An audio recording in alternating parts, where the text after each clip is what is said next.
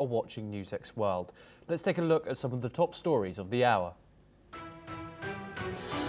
Ukrainian President Volodymyr Zelensky says he will meet President Donald Trump at the United Nations General Assembly next week.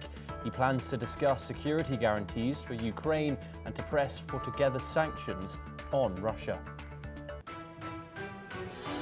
Estonia accuses Russia of unprecedentedly brazen airspace violations after 3 military jets entered for 12 minutes. Moscow denies the incursion as NATO monitors rising provocations. A cyber attack on a service provider cripples neck, check-in and boarding systems at major European airports including Heathrow, Brussels and Berlin. Operators warn of widespread delays and cancellations as staff switch to manual procedures. The Trump administration will require companies to pay $100,000 a year for each one H-1B worker visa, a move that could hit the tech sector hard. Microsoft and JP Morgan warn holders to stay in the US, with most visas issued to Chinese and Indian workers. President Volodymyr Zelensky says Russia launched 40 missiles and nearly 600 drones in a massive attack on Ukraine, killing 3 and wounding dozens. He calls it a strategy to terrorize civilians and urges allies for more air defense and sanctions. Israel says it has expanded operations in Gaza City, pounding what it claims is Hamas infrastructure, as residents describe shelling and say they have nowhere to flee. Health officials report 44 Palestinians have been killed since dawn, with hundreds of thousands still sheltering. Taiwan's President Lee Ching-tai declares the island will defend itself against any invasion and urges the world to ignore false claims of surrender. He says only Taiwan's people can decide their future amid growing Chinese pressure.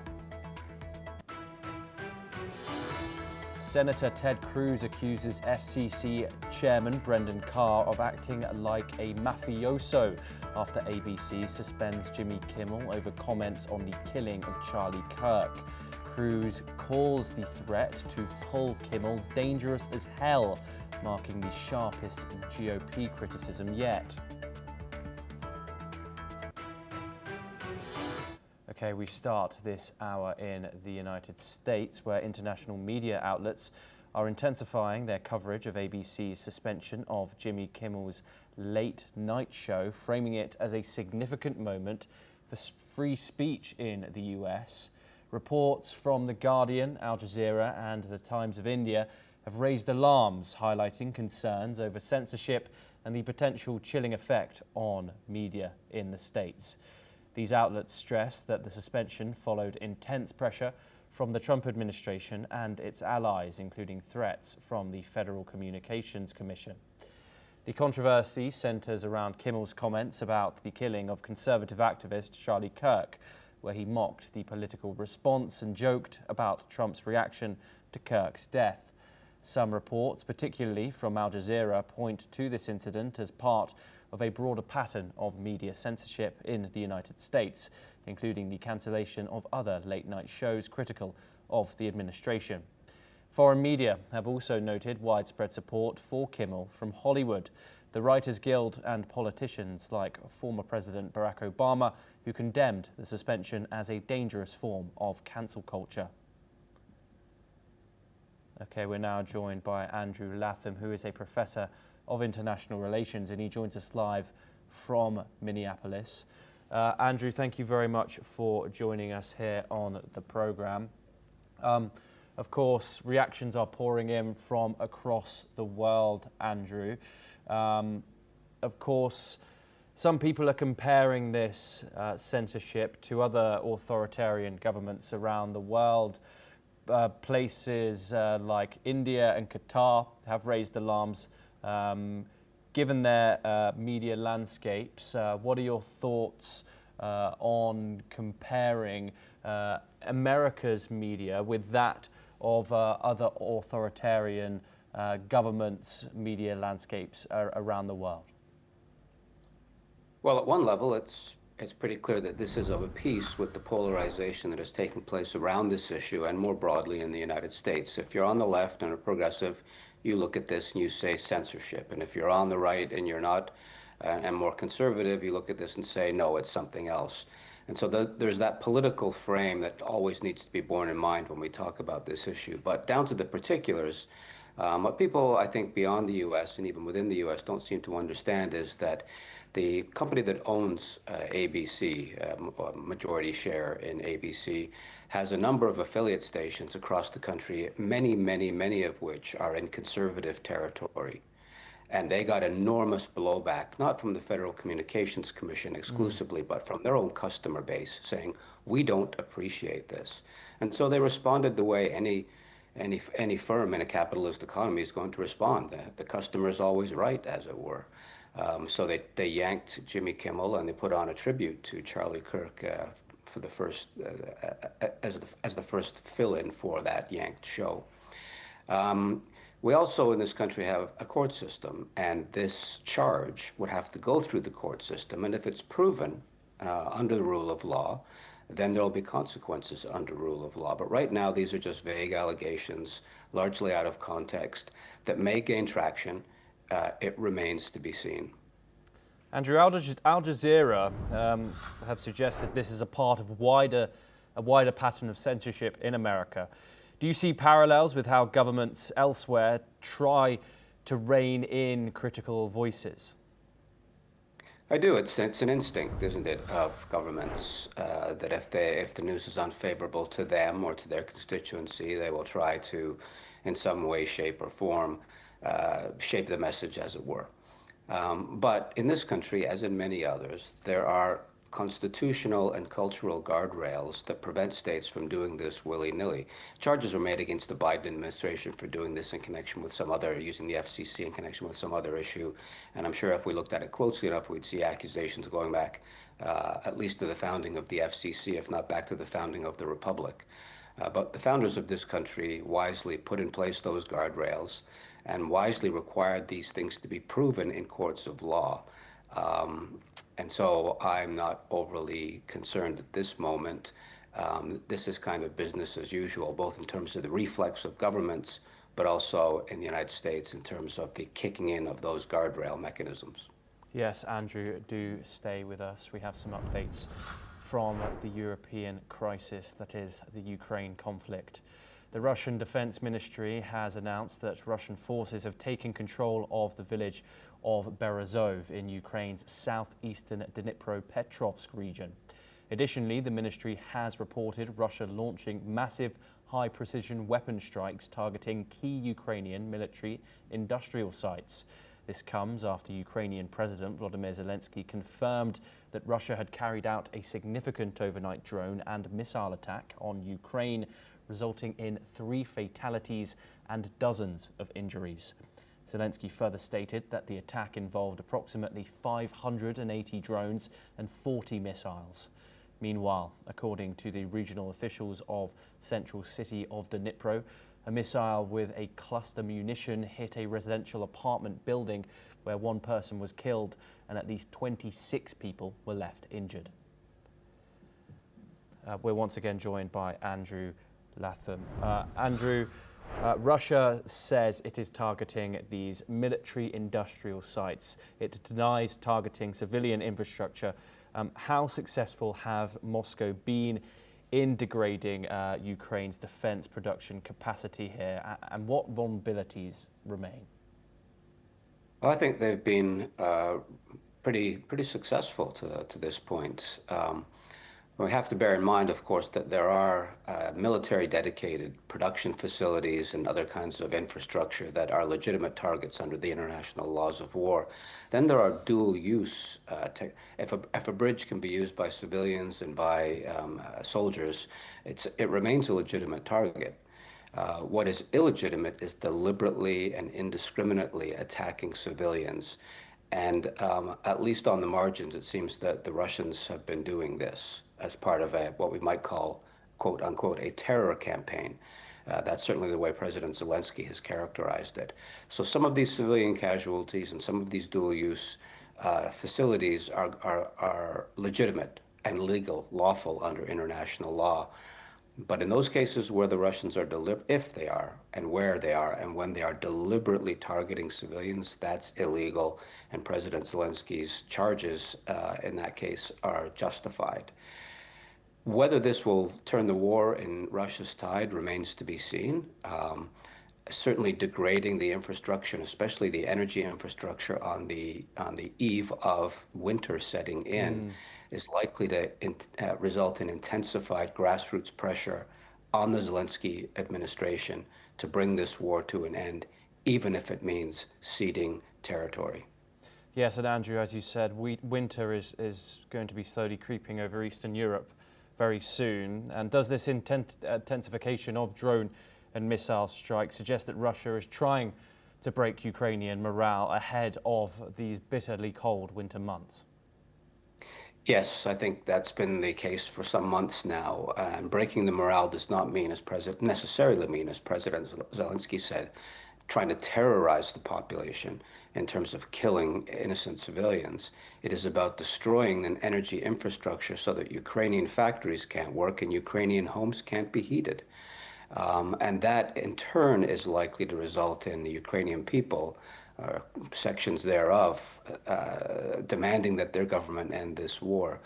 And that, I think, has been this campaign is not new. It's several months old at least, and that clearly is the objective.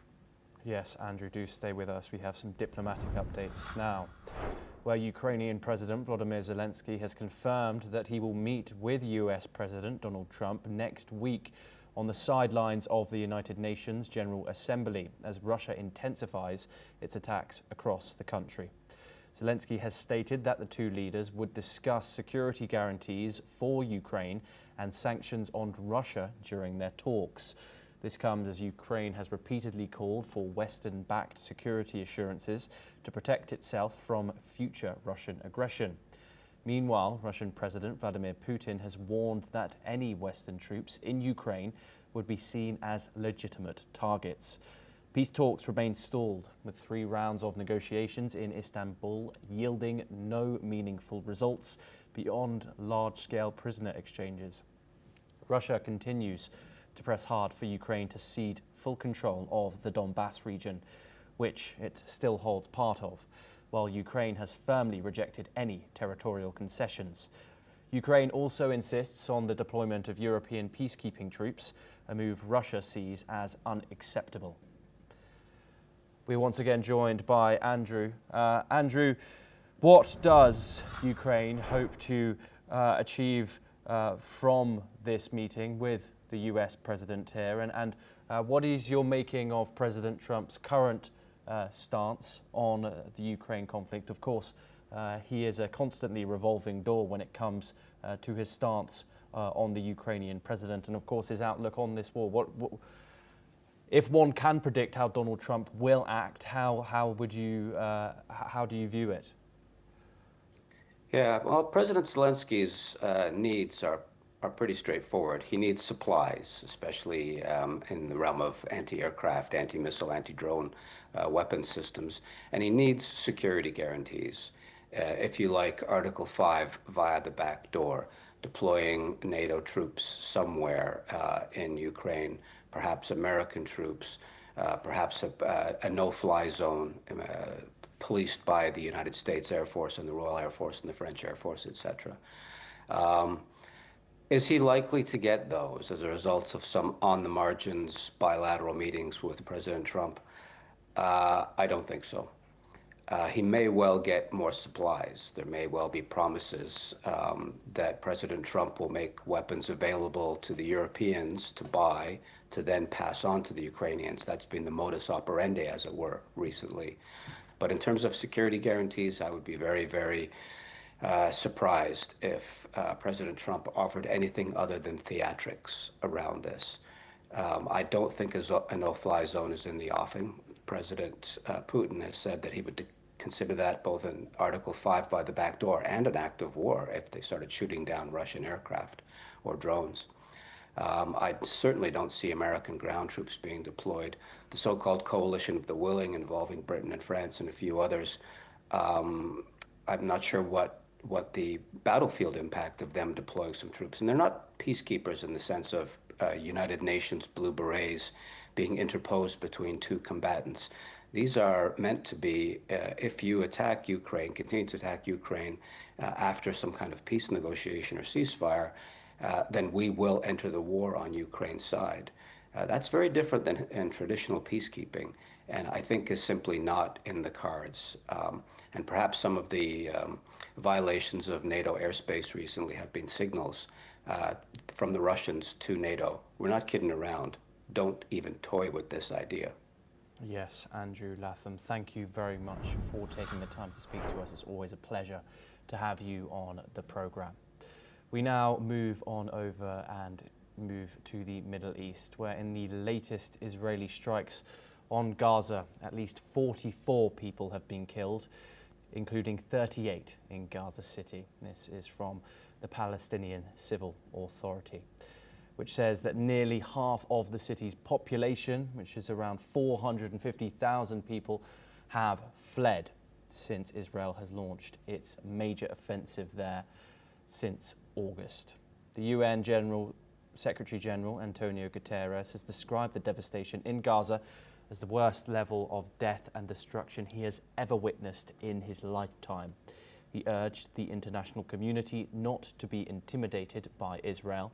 Since the war began last October, Israel's bombardment has killed more than 65,000 people in Gaza and wounded over 165,000, with many still buried under the rubble. The conflict was triggered by Hamas's October the 7th attacks, which killed 1,139 people in Israel and saw around 200 others taken hostage. We're now joined by Major General Sudhakar Ji. He's a senior geopolitical and strategic defence expert, and he joins us live from New Delhi, India. Thank you very much, Major General, for joining us here on the programme. Of course, the United Nations General Assembly convenes next week, when world leaders from around the globe are set to meet with the backdrop of the Ukraine war, but of course this crisis, which has been at the forefront of global headlines. The UN have been issuing non-stop statements and reports about the humanitarian crisis which is occurring in the Gaza Strip.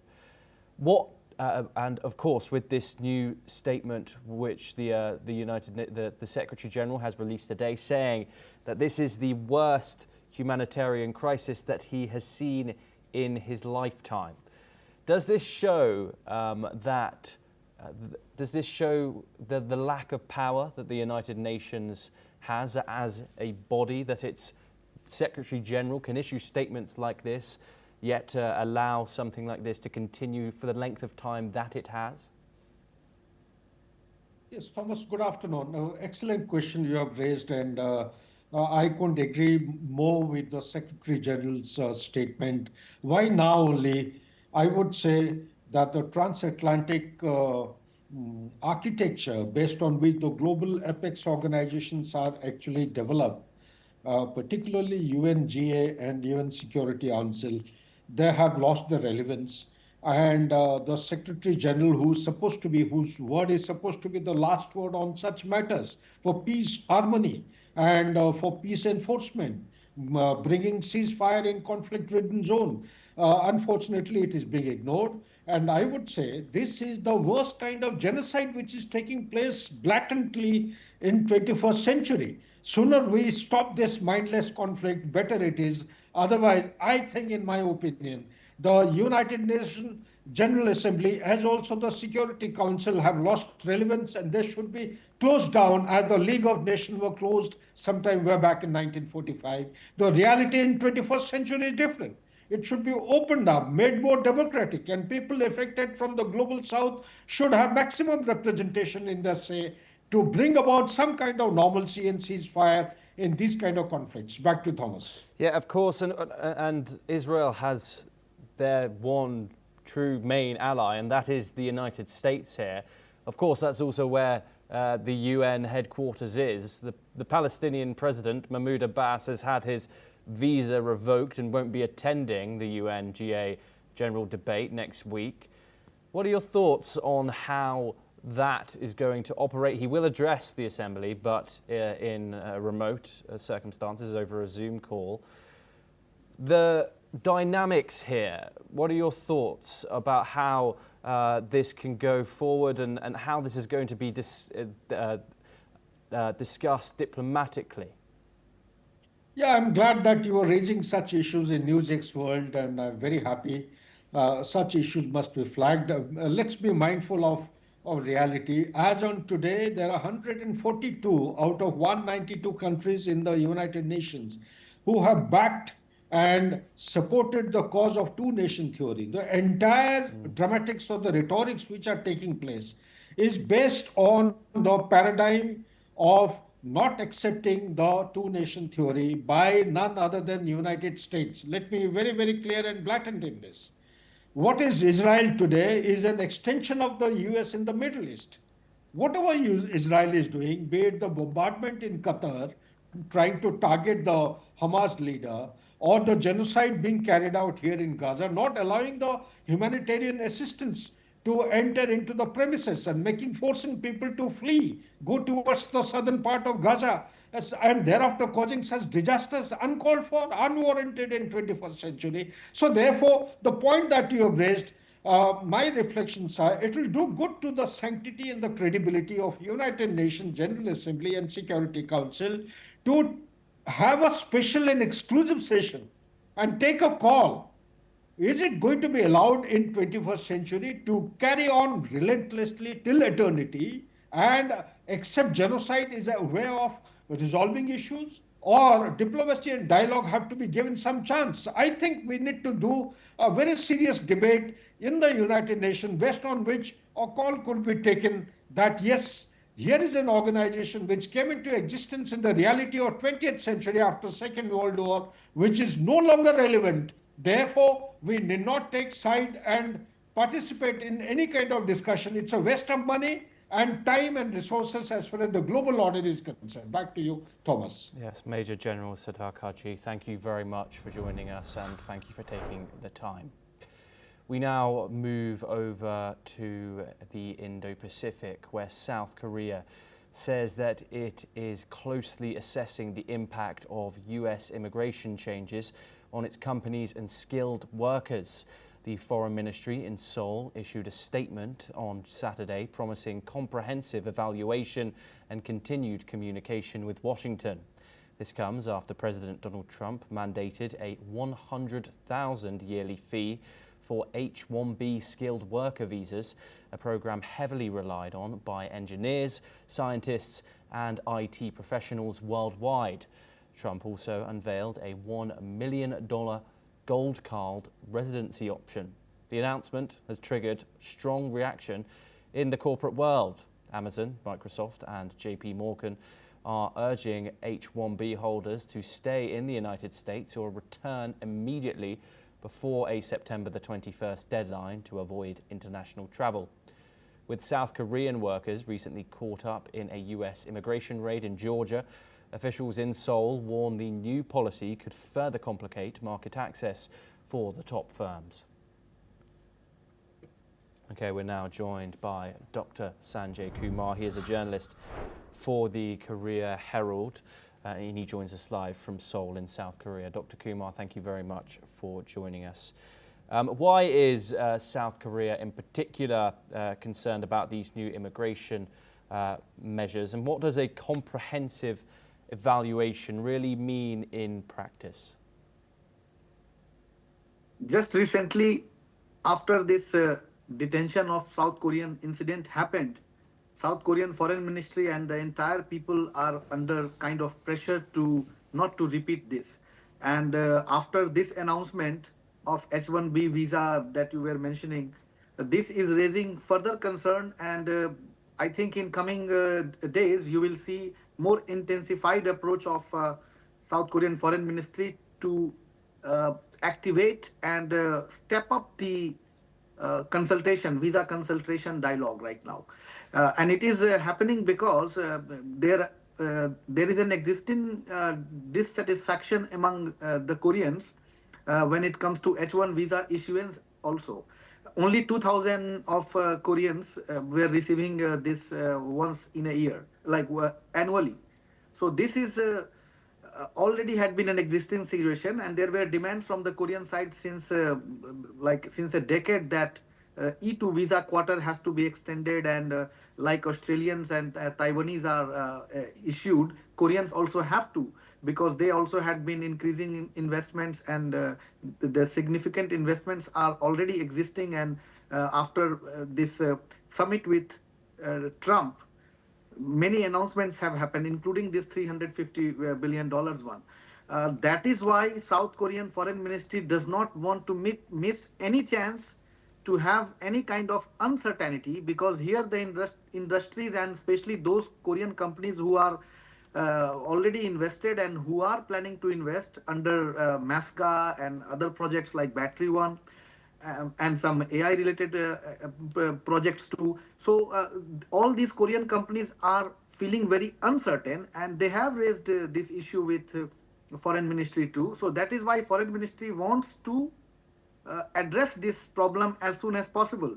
And I would like to also add, Thomas, here, that not only this visa consultation is in progress right now, there are concerns of like human rights violations also, and that is why South Korean Foreign Ministry is closely looking after it, that like checking case by case, like how they had been treated. They means the Koreans had been treated recently, and whether there were human rights violations or not.